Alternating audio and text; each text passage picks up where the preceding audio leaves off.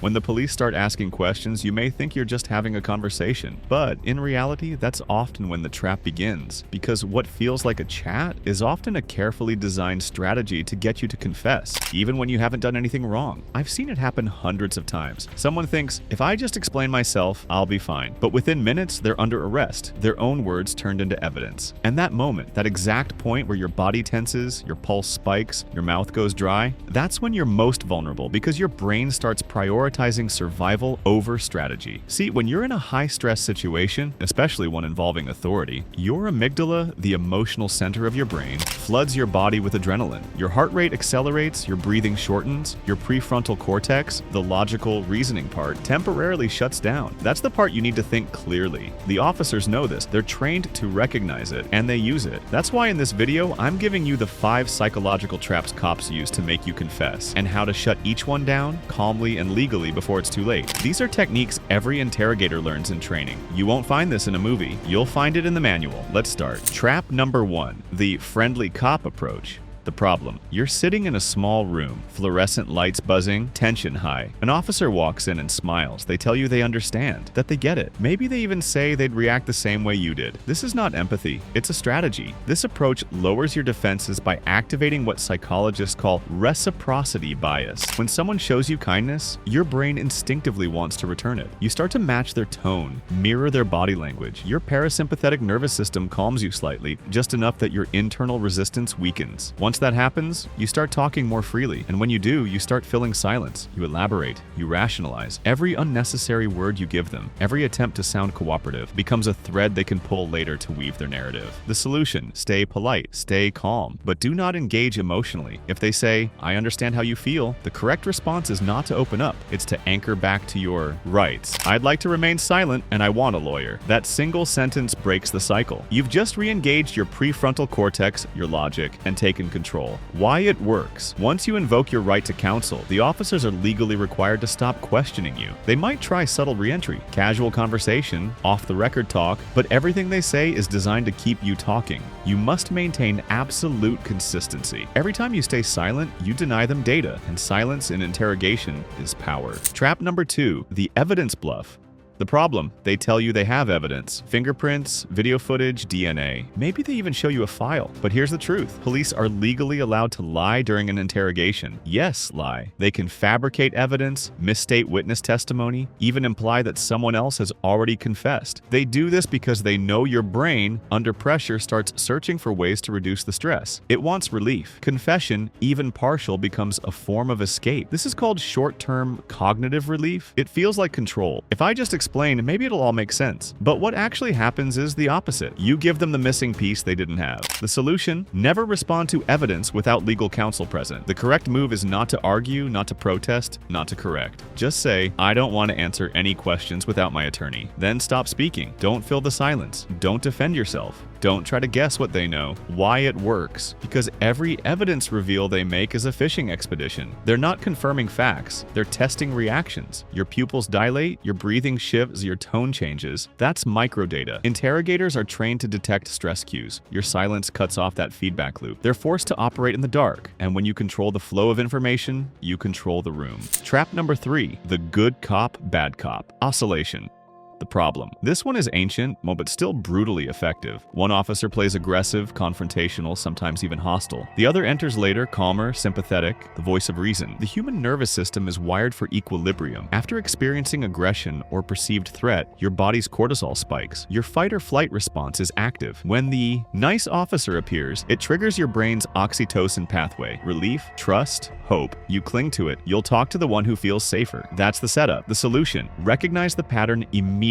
The emotional contrast is the weapon. The goal is to push you from resistance into dependency. When the shift happens, you ground yourself with physical awareness. Feel your feet on the floor, take a controlled breath, and repeat internally, "This is a tactic. I am not obligated to speak." Then say again, the only legal phrase that matters: "I want my lawyer." Why it works: because these emotional oscillations are designed to exhaust your decision-making faculties. Every cycle, as aggression, comfort, aggression, drains your glucose levels and depletes your focus. By staying silent, you conserve your cognitive energy while they waste theirs. That's what real control looks like. Not confrontation, but restraint. Now, before we move to the next traps, I want to underline something that most people never realize until it's too late. When you're under interrogation, your body becomes part of the evidence. Your eyes, your breath, your hands, your posture, all of it tells a story. And they're watching every detail. Your nervous system becomes their roadmap. So when you feel the heat building in your chest, when you feel that urge to just explain, that's the precise moment to stop talking. Because your biology is trying to protect you with honesty, but the system you're in is structured to weaponize that honesty against you. Trap number 4, the minimization tactic.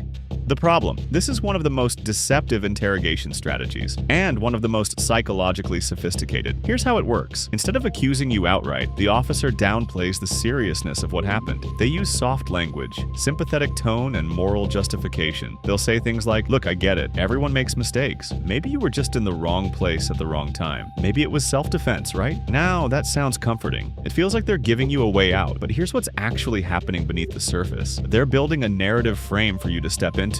Your brain, under stress, is drawn to any framework that feels safe. When they present a softened version of the accusation, your defensive barriers drop. You think, maybe if I just agree a little, they'll understand I'm not a bad person. That's the trap. Because the second you agree, even partially, you've given them what's called a psychological admission. Not a full confession, but a small acknowledgement of involvement. That's enough to shift the interrogation from exploratory to confirmatory. From that point, their questions are no longer about finding the truth. They're about locking your statement to evidence. And here's the biological danger. Your body's stress chemicals, cortisol and norepinephrine, are still active. They impair your short-term memory recall, which makes you more likely to confabulate details to match the story they're feeding you. That's why so many innocent people end up confessing to things they never did. They're not lying. They're cognitively overloaded. The solution. The key here is recognition. When you notice that the officer's tone shifts from confrontation to comfort, that's your red flag. They're not empathizing, they're reframing.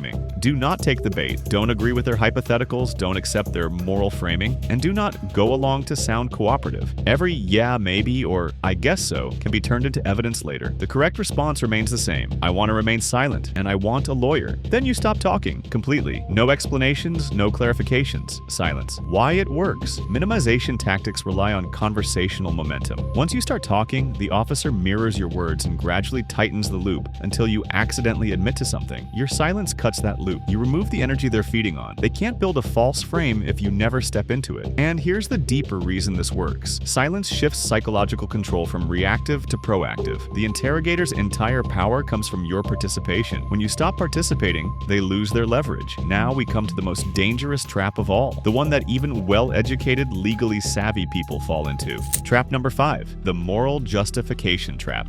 The problem. This tactic isn't about evidence or tone. It's about identity. The officer appeals to your values, your sense of right and wrong. They might say, "We know you're a good person," or "You seem like someone who just made a mistake." It's subtle, but it's one of the most manipulative psychological levers they have. Why? Because it preys on cognitive dissonance, the discomfort we feel when our behavior doesn't match our self-image. You see, humans have a biological drive for coherence. The anterior cingulate cortex, a part of the brain responsible for detecting conflict, activates when we sense internal inconsistency. The stress from that discomfort drives us to explain ourselves. So when the officer frames the situation in moral terms, "You're not a bad person, you just slipped up," your brain desperately wants to preserve your identity. It wants to align your self-concept with their framing. And to do that, you talk. You start defending your intentions, explaining motives, rationalizing behavior, but every explanation becomes an admission of presence, decision, or awareness. The 3 pillars prosecutors use to establish mens rea, or criminal intent. The solution. Do not engage with moral framing. If an officer uses words like honest, good person, or "I respect that you're trying to do the right thing," recognize that as a manipulation cue. You don't need to prove you're good. You need to stay free. Your answer is the same every time. "I understand you're doing your job, but I want a lawyer." And then silence. No anger, no sarcasm, just control. Why it works. When you disengage from moral dialogue, you break the dissonance loop. You deny the interrogator the emotional feedback they need to push your buttons. They're expecting guilt-driven conversation. When you stay calm and detached, the script collapses. You're no longer a participant in their narrative. You've become an observer. Now let's talk about something almost no one explains, but every lawyer sees: the physiology of confession pressure. During prolonged interrogation, your body goes through distinct phases. 1. The resistance phase. Adrenaline spikes, your body prepares for fight or flight. You're You're alert, defensive, focused. 2. The fatigue phase. After an hour or two, your glucose drops, your cortisol stays high, your focus drifts, your need for resolution intensifies. 3. The compliance phase. Your prefrontal cortex becomes depleted. You experience ego depletion. This is when compliance skyrockets. Officers know this. They design interrogations to last between 2 and 6 hours for that exact reason. They're not just waiting for you to speak. They're waiting for your brain chemistry to shift. When fatigue sets in, you become more suggestible. It's biological. You start searching for a way out, and if that way out sounds like agreement, you'll take it. That's why many false confessions occur after several hours. Understanding this changes everything. When you recognize your physiological state, dry mouth, heavy chest, scattered thoughts, you can interpret it not as guilt or fear, but as a biological stress signal. That awareness gives you control. You can remind yourself, this is not truth, this is chemistry. You pause, you stay silent, you invoke your rights, you wait for your lawyer. And I want to make this crystal clear. Staying silent doesn't make you look guilty. That's a myth created by pop culture and by pressure tactics. In reality, silence is the legal expression of control. Every experienced defense attorney, every constitutional scholar will tell you, your silence cannot be used as evidence of guilt. Your words can. Your silence protects you. Now let's analyze why all these traps work so effectively. Because when you understand why, you'll never fall for them again. The entire interrogation process is built on psychological inversion, turning your instincts against you. Humans are wired to seek connection, trust authority, and resolve uncertainty. Police interrogators exploit those instincts in a closed environment where they control time, tone, and information flow. They use your biology, your need for relief, to create confession pressure. Every silence they leave hanging is designed to activate your anxiety circuit. Every sigh, every pause, every sympathetic nod triggers your mirror neurons. They're not reading your mind, they're reading your body. But when you anchor to your rights, the right to remain silent and the right to counsel, you flip the script. You no longer react to them. You make them react to you. Because at that point, the game is over. They can't legally continue interrogation without your consent, and if they do, every word they record after that point becomes inadmissible in court. That's not attitude. That's constitutional law. Now, before we move to the final segment, I want to leave you with this. You can't outtalk a trained interrogator. You can't explain your way out of an accusation. The only path to safety is through silence, counsel, and control.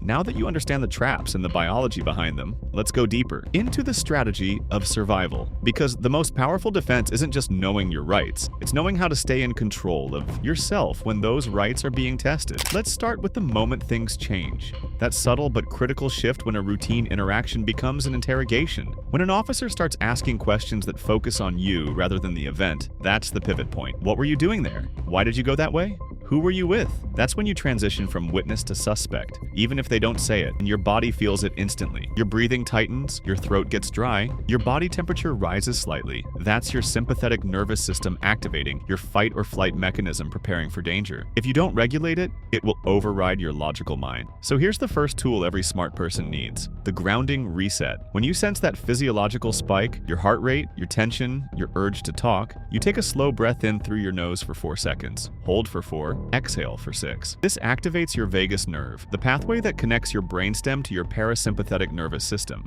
It slows your heart rate, reduces cortisol, and reopens access to your prefrontal cortex, the part that makes decisions, analyzes risk, and controls speech. You're not calming yourself to be polite. You're doing it to regain control of your cognition. That single breath might be the difference between a calm invocation of your rights and an emotional outburst that gets misinterpreted as guilt. Remember, your nervous system is your first line of legal defense. Now, let's talk about how to assert your rights without escalation. There's a misconception that invoking your rights means being confrontational. That's false. The most effective assertion is calm, clear, and consistent. If the officer asks, "Do you mind answering a few questions?" you say, "I prefer not to answer without my lawyer present." If they push, "We just want to clear a few things up," you repeat, "I understand, but I'd like to speak to a lawyer before answering anything." You keep your tone steady, your body relaxed, your eyes neutral. No sarcasm, no hostility, just control. Why? Because escalation feeds the narrative that you're emotional or defensive, and that's exactly what they want to record. They can't record silence as suspicion, but they can weaponize frustration as nervous behavior. So you neutralize the entire dynamic. You never argue. You never explain. You never apologize. The fewer emotional cues you give, the more their script collapses. Let's break down exactly what's happening when you do this, physiologically and strategically. When you stay calm, your cortisol production slows, your voice tone stabilizes, your facial muscles relax, and your micro expressions flatten. Interrogators are trained to read tension. They're looking for spikes in autonomic activity. But when you regulate, you remove their feedback loop. It's like cutting off their radar. They might still try to provoke you. They might bring up false evidence, use silence, or imply cooperation equals innocence. But when you understand that these are not personal attacks, that they're scripted maneuvers, you stop reacting emotionally. You see the structure behind the performance. And once you can see the structure, you can't be manipulated by it. Now, let's talk about the silence gap. One of the most dangerous parts of any police conversation. Silence in an interrogation isn't empty, it's engineered. Officers use deliberate pauses, and sometimes up to 10-15 seconds, because most people are uncomfortable with silence. The human brain experiences what's called social discomfort. Your anterior insula lights up, interpreting silence as rejection or danger. So you fill it. You talk, you clarify, you explain. But when you understand that silence is a tactic, not an accident, you can reframe it. You can interpret it as a moment of power, not pressure. The officer is waiting for you to fill that gap. Don't. You breathe. You let the silence hang. Every second you don't speak is another second you keep control. Because remember this, police don't need you to be guilty. They just need your words to build probable cause. Now, let's tie everything together into what I call the control framework. A step-by-step sequence to protect yourself in any high-pressure police encounter. Step 1. Recognize the shift. The moment the focus turns to you, your actions, your motives, you are in potential jeopardy. Don't ignore your body's warning signals. If your pulse rises and your thoughts race, that's your body telling you. Slow down, protect yourself. Step 2. Regulate physiology. Use controlled breathing. Feel your feet. Slow your speech. You're not performing. You're stabilizing your prefrontal cortex so you can make rational, strategic choices. Step 3. Assert your rights clearly. Say it once, clearly, respectfully. I want to remain silent and speak with an attorney. That's all you need. You don't need to justify. You don't need to explain. Step 4. Maintain silence. Once you've asserted your rights, the silence that follows is your strongest position. Do not fill it no matter how uncomfortable it gets. Remember, silence cannot be misquoted. Step 5. Wait for counsel. Your attorney isn't there to make excuses. They're there to create distance between your words and the government's narrative. That distance is where justice lives. Now, a lot of people ask me, but if I'm innocent, shouldn't I just cooperate? Let me be absolutely clear. Innocence is irrelevant in interrogation. The system doesn't care whether you're innocent. It cares what it can prove. And what it can prove often comes directly from your mouth. Even a single misstatement, one wrong word, can change the trajectory of your entire life. So your job isn't to convince the officer. Your job is to preserve your defense. And that requires discipline. Discipline to stay silent. Discipline to stay calm. Discipline to resist the biological urge to defend yourself. You win not by fighting, but by refusing to play the game. Now let's shift perspective for a second. Imagine watching a recording of your own interrogation from the outside. Ask yourself, what version of you would you rather see? The anxious, over-explaining version trying to be understood, or the composed version calmly asserting your rights? One version loses control, the other commands it. And that's the mindset I want you to build. Strategic composure. Because when you understand the psychology, when you understand the body, when you understand the law, you are no longer a target. You become untouchable. And that brings us to the mission. Everything we've covered, from recognizing tactics to regulating your nervous system to invoking your rights, comes down to one principle. Never surrender control of your narrative. Police interrogations are not about truth. They're about leverage. When you speak without counsel, you give them leverage. When you stay silent, you keep it. Your mission, our mission, is to change the culture of fear into a culture of knowledge. Because knowledge is what keeps people free. So if this video helped you see the system clearly, if it made you more aware, more prepared, more confident in your right to stay silent, then share it. Because somewhere, someone's about to walk into a room they don't understand. And you could be the reason they walk back out. Stay smart, stay calm, stay in control. And never ever let anyone trick you into giving away your freedom. Not with words, not with tone, not with pressure. You don't win by being louder, you win by being quieter and smarter. Because silence isn't weakness, it's strategy, it's strength, and it's your right. Thank you for watching. If you enjoyed watching this video, click on one of the boxes playing on your screen to watch more similar content.